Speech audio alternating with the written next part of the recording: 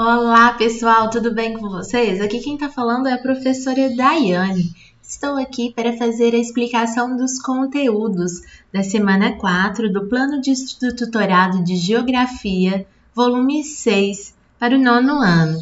Pessoal, nesta semana a gente vai estudar sobre os intercâmbios históricos e culturais entre Europa, Ásia e Oceania. Então, como vocês podem ver, é uma continuidade das semanas 3, 2 e 1. Então, nós continuamos estudando sobre esses 3 continentes.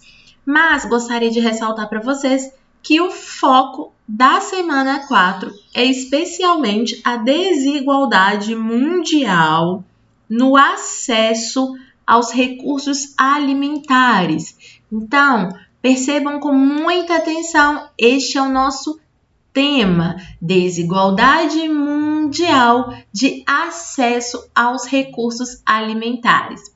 Primeira coisa muito relevante para esta aula, quero que vocês percebam que o que causa a fome não é necessariamente a falta de alimentos no mundo.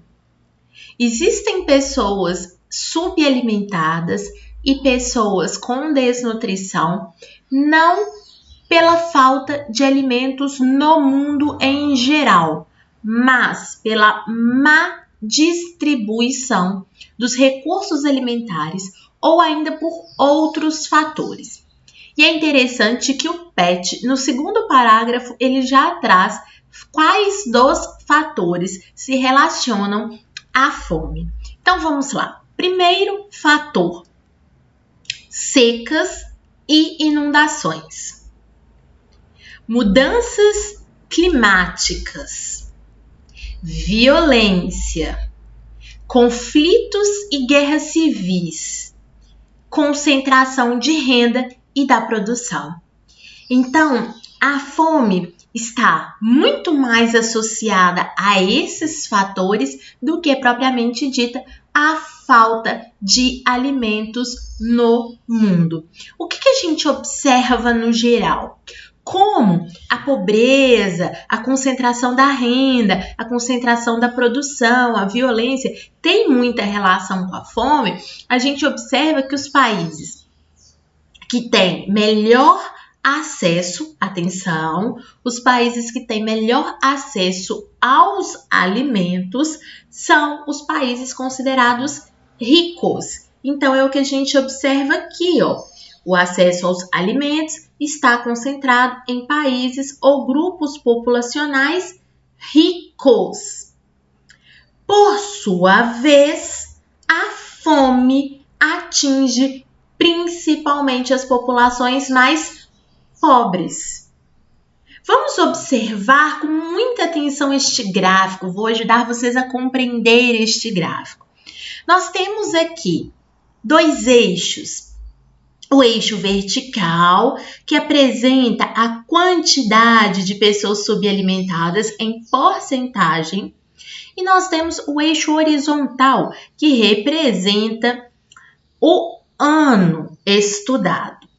Além disso, nós temos os continentes representados por cores. Então, em verde é o continente africano, em laranja asiático. E aí eu queria que vocês observassem o seguinte: há ainda uma variação no tamanho da forma geométrica. O que eu quero que vocês entendam? Quanto maior esta forma geométrica, maior é a proporção de pessoas subalimentadas, ok? Então, vamos lá. Vamos interpretar aqui. Vamos pegar, por exemplo, o ano de 2015. Para o ano de 2015, nós podemos observar aqui, olha, que 508 milhões de asiáticos eram subalimentados. Isso é muita coisa. Isso é muito expressivo. 508 milhões de asiáticos. Isso equivale a algo próximo de 12% da população asiática. Então, 12% da população asiática estava subalimentada para o ano de 2015. Por sua vez, na África, eram 218 milhões de pessoas subalimentadas. Isso equivale a quase 18% da população africana. Isso é muita coisa, pessoal, muita coisa.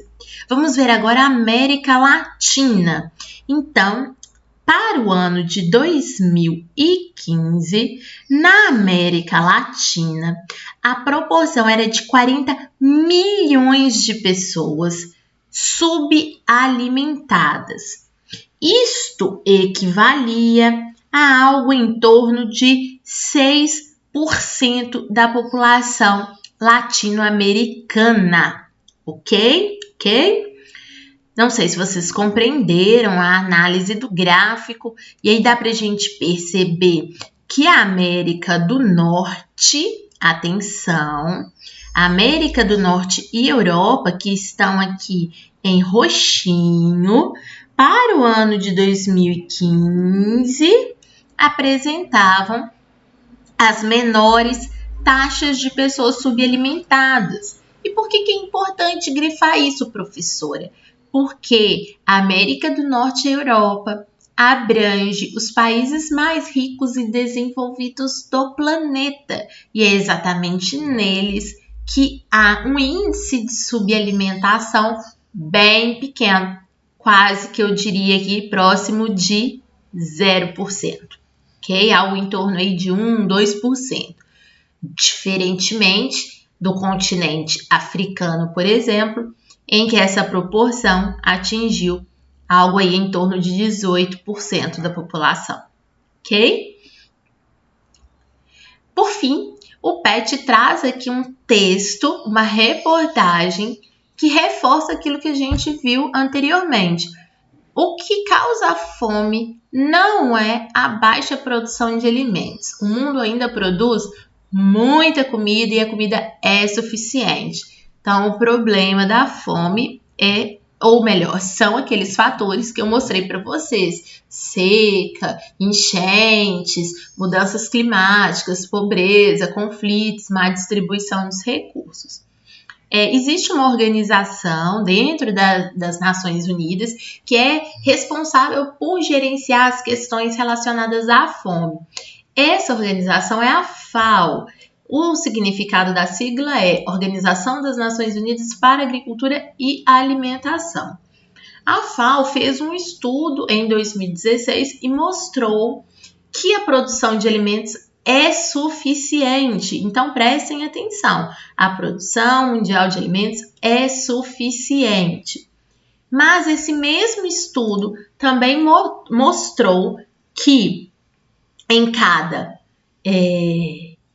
9 pessoas ainda vivem. Só um minuto. Apesar disso, aproximadamente uma em cada 9 pessoas ainda vive a realidade da fome. Então, esse mesmo estudo que fala que a produção de alimentos é suficiente também ressalta que, apesar disso, uma em cada 9 pessoas vive a realidade da fome.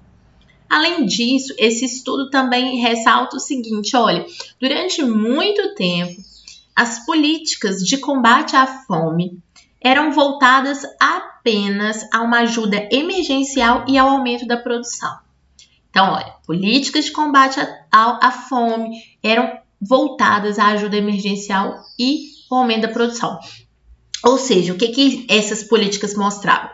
Que para acabar com a subnutrição era preciso produzir mais.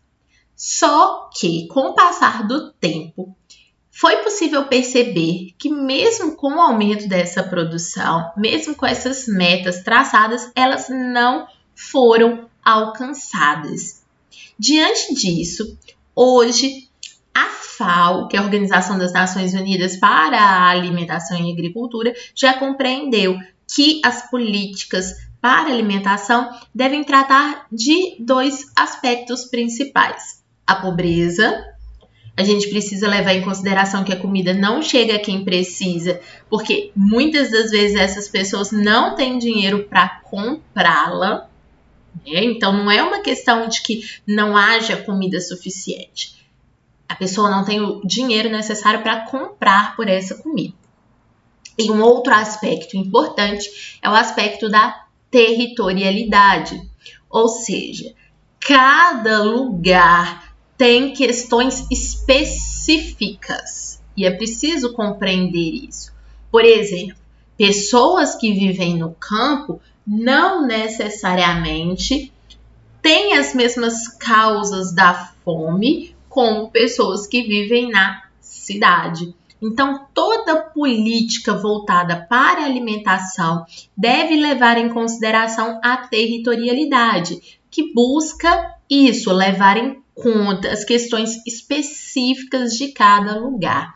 Por exemplo, existem lugares que a causa da fome está ligada à seca, por exemplo. Além da pobreza, à seca. Então, é óbvio que uma política de alimentação tem que pensar não só a pobreza, mas também a seca. Ok? São alguns exemplos. Pessoal, aqui no canal, amanhã tem a aula de correção da semana 4. Então, fica de olho, acompanhe aqui. Um beijo enorme e até amanhã. Tchau!